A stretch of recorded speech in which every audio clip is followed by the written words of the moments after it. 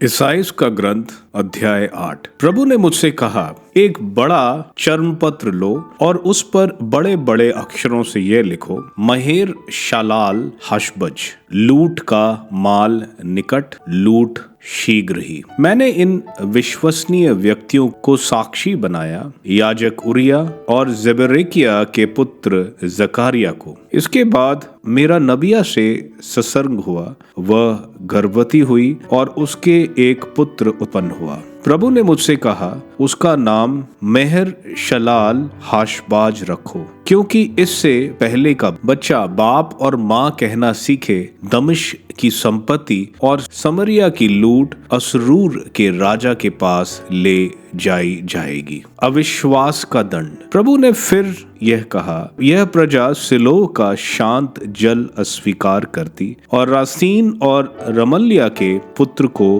पसंद करती है। इसलिए प्रभु असरूर के राजा और उसकी महिमा को, बरात की प्रचंड धारा को नदी के उस पार भेजेगा। वह अपने तल से उठकर अपने तट के ऊपर उमड़ पड़ेगी। उसकी बाढ़ यूदा को जलमग्न कर देगी। इमैनुएल पानी गले तक पहुंचकर तुम्हारा पूरा प्रदेश ढक जाएगा। इमैनुएल विजय का प्रतीक।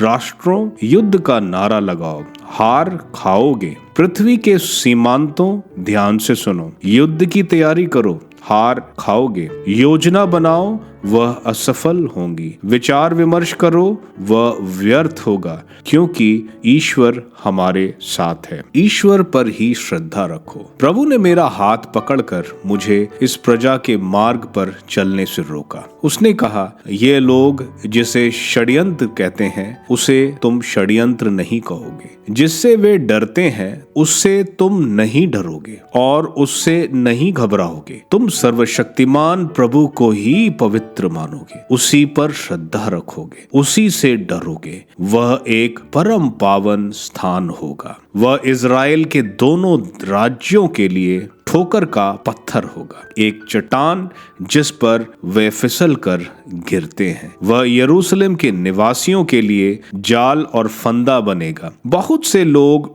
ठोकर खाएंगे, गिरेंगे और नष्ट हो जाएंगे। वे जाल में फंसकर पकड़े जाएंगे। यह साक्ष्य सावधानी से सुरक्षित रखो। मेरे शिष्यों के बीच संहिता पर मुहर लगाओ। प्रभु अब याकूब के घराने में अपना मुख छिपाता है। मैं उसकी प्रतीक्षा करता हूँ, मुझे उसका भरोसा है। मैं और मेरे बच्चे, जिन्हें प्रभु ने मुझे दिए हैं, हम सिय्योन पर्वत पर निवास करने वाले सर्वशक्तिमान प्रभु की ओर से इज़राइल में चिन्ह और प्रतीक हैं।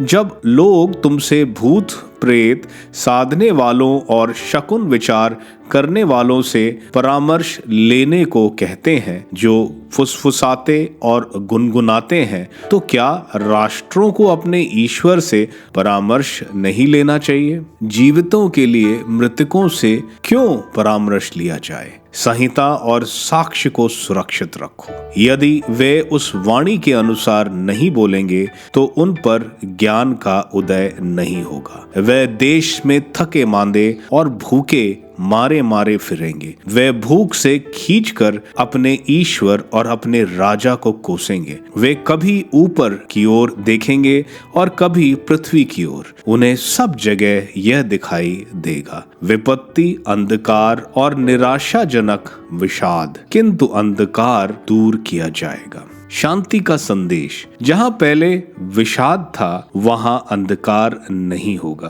प्रभु ने भूतकाल में जबूलून तथा नप्ताली के प्रांतों को अपमानित होने दिया है, किंतु भविष्य में वह यॉर्दन के उस पार समुद्र के मार्ग को, गैर यहूदियों की गलीलिया को महिमा प्रदान करेगा।